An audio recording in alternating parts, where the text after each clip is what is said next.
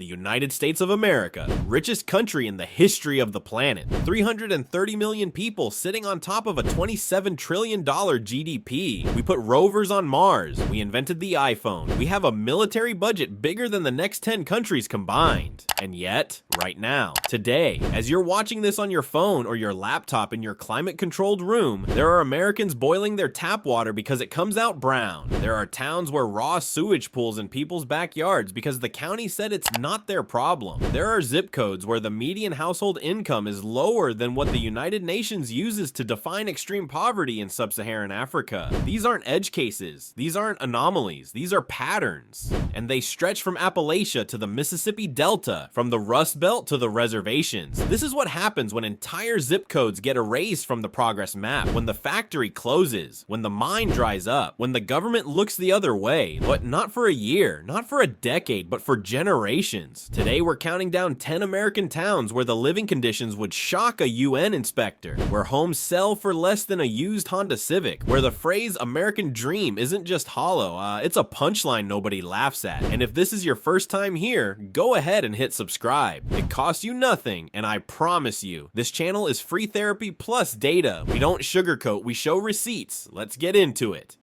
Pahokee, Florida. When you hear Florida, you think beaches, Disney World, and retirees playing golf. Now drive 90 minutes inland from Palm Beach, past the condos, past the yacht clubs, through sugarcane fields so tall they swallow the horizon. Welcome to Pahokee, Muck City. Population 6,000. Poverty rate over 35%. Median income $22,000. In Palm Beach County, the same county where mansions sell for $40 million. Pahokee sits on Lake Okeechobee, surrounded by the richest farmland in the South. Sugarcane generates billions here. The companies are politically untouchable, and the workers who harvest it, broke. Homes sell for under $10,000. Some sit vacant for years. The infrastructure is strained. Aging water systems, cracked roads, no sidewalks. The nearest hospital is a long drive, and flooding is an existential threat. The town sits below lake level, protected by a dike the Army Corps calls one of the most at risk in America. Then there's burning season. Every year, sugar companies torch their fields before harvest. Ash falls on homes for months. The air turns hazy. Kids with asthma stay inside, if their AC works. Studies link the burns to respiratory illness. The industry says it's safe. Residents say they can't breathe. A local told the Palm Beach Post, "They keep us out here behind the cane fields so they don't have to look at us. The heat is brutal. Mid-90s with swamp humidity. Mosquitoes swarm year-round. The smell shifts between burnt cane, algal bloom, and the sickly sweetness of sugar processing. The irony? A child in Pahokee and a child in Palm Beach share a county government. Same taxes, same flag, same sun, but statistically, the Pahokee kid's life trajectory looks more like rural Guatemala than coastal Florida. The sugar is sweet, the irony is not.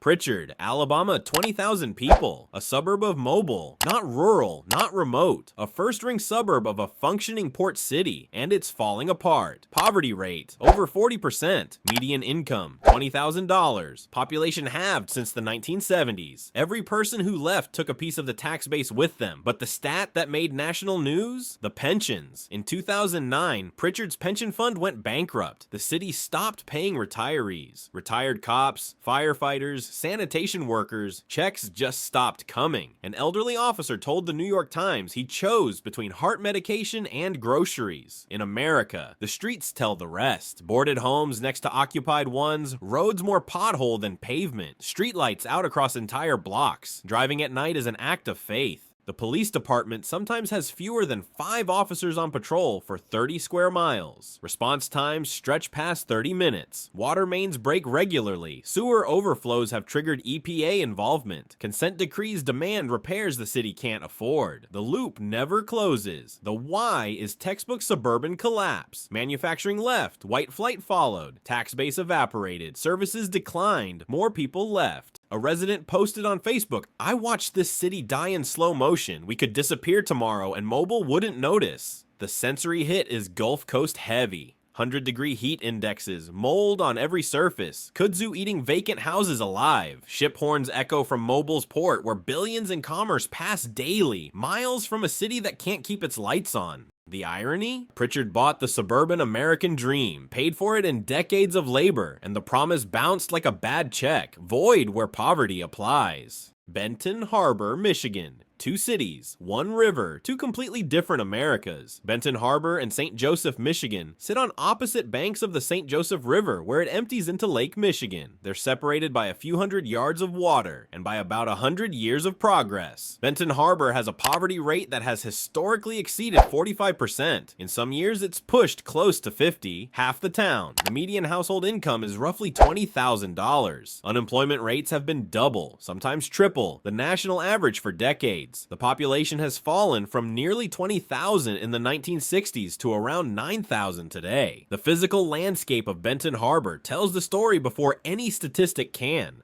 And the residential streets are lined with small frame houses, many with sagging porches, peeling siding, boarded windows. Vacant lots interrupt the blocks like missing words in a sentence, marking where demolished homes once stood. The commercial district on Main Street is largely hollow. Storefronts that once held shops and restaurants are shuttered, their awnings torn, their signs faded to ghosts. The Y in Benton Harbor follows a painfully familiar script. It was once a manufacturing hub. Whirlpool Corporation was founded here. Auto parts plants, tool and die shops, and small manufacturers provided a solid blue-collar economy. As those jobs left, offshored, automated, consolidated, the tax base eroded. White residents moved across the river to St. Joseph and the surrounding suburbs. Benton Harbor became increasingly black and increasingly poor, while the wealth concentrated on the other side of the water. And here's what makes Benton Harbor uniquely gut-wrenching. The contrast is visible. Standing in Benton Harbor, you can literally see St. Joseph. You can see the well-maintained parks, the lakefront properties, the functioning streetlights. It's not an abstract comparison you need a spreadsheet to understand. It's right there, across the river, mocking you. Real estate in Benton Harbor is almost absurdly cheap. 3-bedroom houses for $8,000, lots for back taxes, a few $100. But investment is scarce because the surrounding conditions make appreciation almost impossible. You're buying into a tax base that can't support services, a water system that's under remediation, and a school district that's been in crisis for years. The irony is geographic and it's savage. Benton Harbor and St. Joseph share the same river, the same lake, the same sunset, the same weather, the same birds fly over both towns, the same rain falls on both. But one town thrives and the other suffocates, separated by a ribbon of water that might as well be an ocean. The American dream isn't denied equally. It's denied by zip code. And in Benton Harbor, the wrong zip code is close enough to the right one that you can see it from your porch. East Cleveland, Ohio. East Cleveland is what happens when the bad rap gets a bad rap. East Cleveland is technically its own municipality, separate from the city of Cleveland. It's a small, densely packed community of about 13,000 people crammed into roughly 3 square miles. And nearly every metric you can measure is in crisis. The poverty rate exceeds 40%. The median household income scrapes around $19,000. Violent crime rates are among the highest in the entire state of Ohio. The infrastructure is collapsing. Streets are riddled with potholes deep enough to damage an axle. Entire blocks of homes sit vacant, boarded up, their porches sagging like tired shoulders. Drive through East Cleveland on a Tuesday afternoon. You'll pass abandoned schools, shuttered businesses, empty lots where houses were demolished and never replaced, leaving gaps in the streetscape like missing teeth. The remaining homes, many of them beautiful old colonials and Tudors from the 1920s, are in various states of disrepair. Peeling paint, crumbling foundations, tarps on roofs. These were once proud middle-class homes in a proud middle-class community. And that's the thing, East Cleveland wasn't always this. In the 1940s and 50s, it was a thriving suburb. John D. Rockefeller had a home here. It had excellent schools, tree-lined streets, a functioning tax base. Then came white flight, then came industrial decline. Then came decades of political corruption so brazen that multiple mayors have faced criminal charges. The city has teetered on the edge of fiscal emergency for years. Basic services, trash collection, road maintenance, policing are stretched to the breaking point. The water infrastructure is aging and unreliable. One resident told a local reporter, "You turn on the faucet and you pray. Some days the water looks fine, some days it doesn't. You learn not to ask questions." Home prices reflect the despair. You can find listings under $10,000. A 3-bedroom colonial with original hardwood floors, built in 1925, listed at $8,000. Beautiful bones. But the roof needs replacing, the furnace is shot, the pipes are corroded, and the neighborhood has a vacancy rate that makes it feel more like a graveyard than a community. The irony of East Cleveland cuts deep. It sits directly adjacent to Cleveland proper and the wealthy eastern suburbs, places like Shaker Heights and Cleveland Heights, where median home values exceed $200,000. You can stand on one side of a street and be in a manicured, thriving neighborhood. Cross the street and you're in a town that can barely keep the streetlights on. The American dream didn't just take a left turn here. It hit a pothole, blew a tire, and nobody came to tow it. Marks, Mississippi. In 1966, Dr. Martin Luther King Jr. visited Marks, Mississippi. He walked into a Head Start classroom in Quitman County and watched a teacher divide a single apple among a group of children for their entire lunch. Some of the children had no shoes. King reportedly wept. Nearly 60 years later, Marks is still poor. Staggeringly, stubbornly, defiantly poor. The population sits around 1,500. The poverty rate in Quitman County hovers around 40%. The median household income is approximately $22,000. Unemployment is persistently high. The town sits in the Mississippi Delta, that vast, flat, impossibly fertile floodplain between Memphis and Vicksburg, where the soil is rich enough to grow anything, and the people who work it can barely afford to eat. Drive into Marks on Highway 6, and the flatness is the first thing that hits you. The Delta is not like the rest of Mississippi. There are no hills, no trees on the horizon to break the monotony, just flat, endless agricultural land stretching to the vanishing point in every direction, interrupted occasionally by a cluster of buildings that constitutes a town. The sky is enormous, bigger than anywhere you've been, and somehow that vastness makes the small, struggling towns beneath it feel even smaller. Healthcare access is a crisis unto itself. Quitman County has lost medical facilities over the years. The nearest hospital with full services requires a drive that, in a medical emergency, could mean the difference between recovery and tragedy for a population with high rates of diabetes, hypertension, heart disease,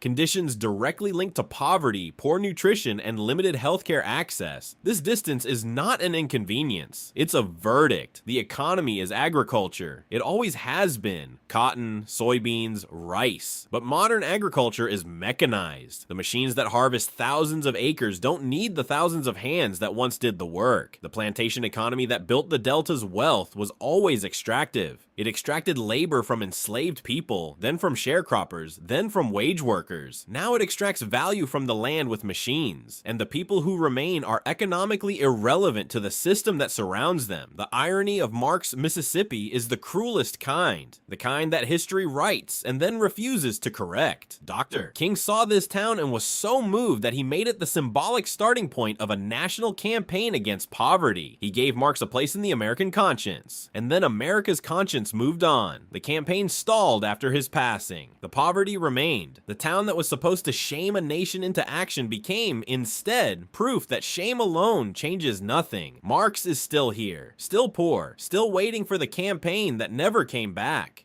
Pine Ridge, South Dakota. This one's going to be hard to hear, but you need to hear it. The Pine Ridge Indian Reservation in South Dakota is home to the Oglala Lakota people. It spans roughly 3,500 square miles, bigger than the states of Delaware and Rhode Island combined. And it is, by virtually every measurable standard, one of the poorest places in the entire Western Hemisphere. The numbers are devastating. The poverty rate on Pine Ridge fluctuates between 60 and 80%, depending on the source and the year. Unemployment has historically hovered between 80 and 90%. The median household income is approximately $8,000 to $11,000 a year. Life expectancy for men on the reservation is among the lowest in the Western Hemisphere, comparable to countries like Haiti and Sudan, not to the nation that surrounds it. Housing is in perpetual crisis. The reservation has an estimated shortage of thousands of homes. Existing homes are often overcrowded. It's not uncommon for 15 to 20 people to share a 2 or 3 bedroom house with unreliable heat, inconsistent plumbing, and insulation so thin that South Dakota winters become life-threatening events.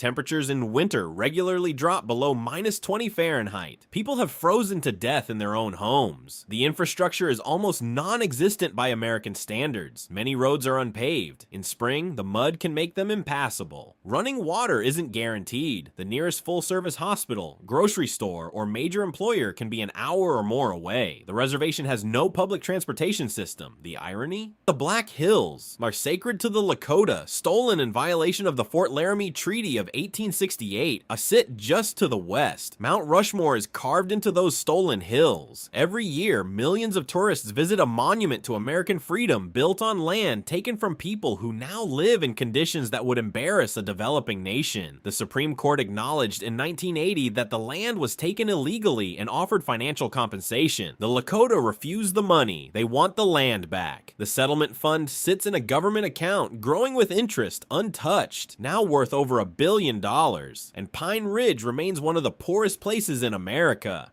Tchula, Mississippi population, roughly 2,000. Median household income, approximately $11,000. Poverty rate, nearly 60%. Located in Holmes County, which itself consistently ranks among the poorest counties in the poorest state in the Union. Let that sink in. The poorest county in the poorest state. Drive into Tchula on Highway 12, and the first thing you notice is the stillness. This isn't a town that's busy and struggling. It's a town where activity itself has become rare. The main road has a handful of structures, a dollar store, a gas station that may or may not be open, a few churches. The rest is vacant lots and abandoned buildings slowly returning to the Mississippi clay they were built on. The housing stock is brutal. Shotgun shacks with tin roofs. Mobile homes listing to one side on cinder block foundations. Houses where the porch has separated from the main structure, leaving a gap you could fall through. And these aren't abandoned. People live in them. Families, children. They live in structures that would be condemned in any functioning municipality. But Tchula barely has a functioning municipality. Water is a crisis. The town's water system has been under state and federal scrutiny for years. Boil water notices are issued so frequently they've become background noise. Residents describe tap water that comes out discolored, that smells wrong, that they don't trust. Some buy bottled water exclusively, which is an agonizing expense when your household income barely cracks 4 figures a month. Sewage infrastructure is equally dire. In parts of Holmes County, homes are not connected to municipal sewer systems. They rely on septic tanks, many of which are old, improperly maintained, or failing altogether. When a septic system fails in Mississippi Delta clay, a soil that doesn't drain well, raw sewage can surface in backyards. In the summer, when the temperature hits 100 degrees and the humidity turns the air into soup, the smell is indescribable. The economy here was built on cotton and agriculture. When mechanization replaced manual labor, the jobs evaporated. The people who could leave, left. The people who stayed are those who couldn't afford to go or who loved the land too much to abandon it. Both groups are now trapped in a system that offers them almost nothing. The irony, Mississippi's state motto is Virtute et Armis, by valor and arms. Tchula's residents show more valor every single day just surviving than most people summon in a lifetime. But valor doesn't fix pipes, and it doesn't fill grocery stores. Welch, West Virginia, the heart of coal country, or more accurately, the broken heart of coal country. Welch is the county seat. Population roughly 2,000, down from a peak of nearly 100,000 across the county in the 1950s. That's not decline, that's erasure. McDowell County was once one of the wealthiest counties in West Virginia, measured by per capita income. Coal was king. The mines employed tens of thousands. The company towns, built by coal operators to house workers, had stores, schools, churches, baseball teams. There was a sense of community forged in the darkness of the mines and the tight hollers of Appalachian geography. Then coal declined. Automation came first, cutting the workforce. Then cheaper natural gas and environmental regulations accelerated the collapse. Mine after mine closed. And when the mines closed, everything else followed. The stores, the schools, the hospitals. McDowell County lost its only hospital. Let that sit with you. An entire county, larger than some states' biggest cities in land area, with no hospital. The nearest emergency room is an hour away on winding mountain roads. The poverty rate in McDowell County exceeds 35%. The median household income is around $22,000. The median home value is under $30,000, and many homes are worth far less. You can find houses in Welch and surrounding communities for $5,000, $3,000, some practically given away, but they come with leaking roofs, outdated wiring, no insulation, and foundations that are slowly sliding down the mountainside. The infrastructure is crumbling, roads are narrow, potholed, and in some areas, actively eroding into the creeks that run beside them. Bridges are weight restricted or closed entirely. Water systems are aging and prone to contamination. In 2014, the Elk River chemical spill reminded the nation that West Virginia's water infrastructure is fragile, but McDowell County didn't need that reminder. They'd been living it for decades. The substance crisis here has been catastrophic. McDowell County has been called the epicenter of America's opioid epidemic. Prescription pills flooded the county in the early 2000s. Pharmacies in tiny towns received millions of doses, quantities that would be suspicious for a major city, let alone a county with fewer than 20,000 people. The human toll has been devastating, with rates of dependency, overdose, and unnatural passing among the highest in the country.